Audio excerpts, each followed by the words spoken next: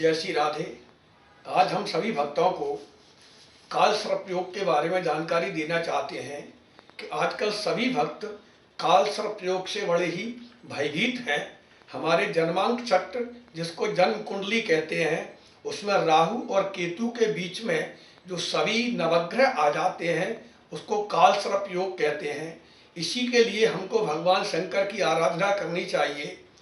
नियम तो ये है कि हम त्र्यंबकेश्वर जाकर के या महाकालेश्वर उज्जैन जाकर के इसकी पूजा कराएं, परंतु कुछ ऐसे भक्त हैं जो वहां नहीं जा सकते हैं और काल सर्प योग से पीड़ित भी हैं कुंडली के द्वारा। वो एक काम कर सकते हैं कि 3 सोमवार भगवान शंकर का अपने या कहीं भी रुद्राभिषेक करा करके 3 जोड़ी चांदी के नाग नागिन लेकर के पहले दिन सोमवार को रुद्राभिषेक कराएं। भगवान शंकर पर संकल्पित करके नाग नागिन चढ़ा करके बहते हुए जल में उसको प्रवाहित कर दें तो काल सर्प योग का जो भी दोष है उसका निवारण हो जाता है। यदि हम इस प्रकार से भी नहीं कर पा सकते हैं, क्योंकि रुद्राभिषेक में भी काफ़ी धन खर्च होता है, यदि ये भी नहीं कर सकते हैं तो एक और उपाय है कि आप 3 स्टील की नई कटोरी खरीद करके 3 जोड़ी नाग नागिन लेकर के चांदी के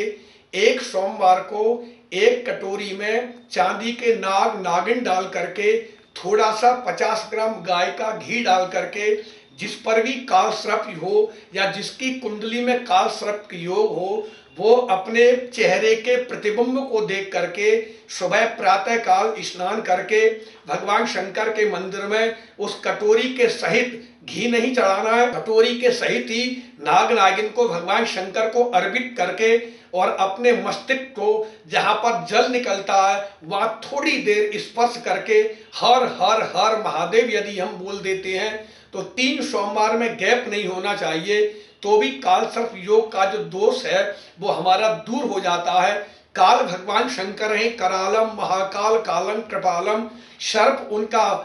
पास में सानिध्य में रहने वाला, गले में रहने वाला है, इसलिए भगवान शंकर का ही ये दोष होता है। भगवान शंकर की आराधना करने से ही ये केवल दोष दूर होता है। कुछ लोग काल सर्प योग को ही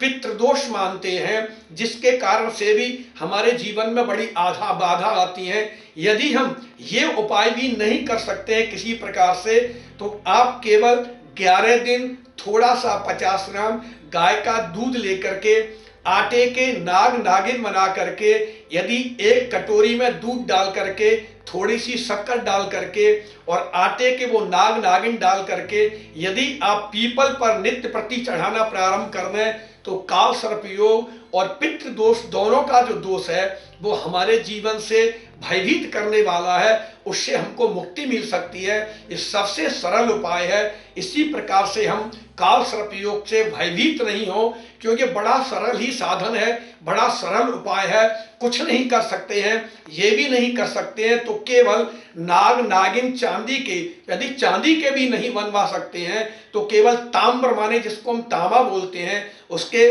3 जोड़ी नाग नागिन लेकर के एक सोमवार को केवल भगवान शंकर का स्पर्श कराएं, भगवान शंकर से आराधना करें। आराधना करने के बाद केवल जलाभिषेक ही कर रहे हैं और उसको बहते हुए जल में प्रवाहित कर दें। यदि यमुना नदी पास में हो, गंगा नदी पास में हो, जो भी नदी हो, नदी नहीं हो थोड़ा सा कोई ऐसी नहर हो जिसमें आप उसको प्रभावित कर दें, तो भी हमारा काल सर्प दोष का जो हमारे जीवन में बाधा आ रही है, बार बार काल सर्प के कारण से हमको जिस लक्ष्य की प्राप्ति करनी चाहिए उस लक्ष्य पर नहीं पहुंच पाते हैं, तो भगवान शंकर हम पर अति कृपा करेंगे। ये उपाय यदि आप करेंगे, सबसे पहले तो है कि हम त्र्यंबकेश्वर जाकर के भगवान का पूजन कराएं। उसके बाद में नहीं है तो 3 कटोरी लेकर के भगवान शंकर पर नाग नागिन को चढ़ाएं, और यदि धन है तो 3 सोमवार निरंतर प्रति जो है 3 सोमवार को भगवान का रुद्राभिषेक करा करके नाग नागिन चढ़ाएं।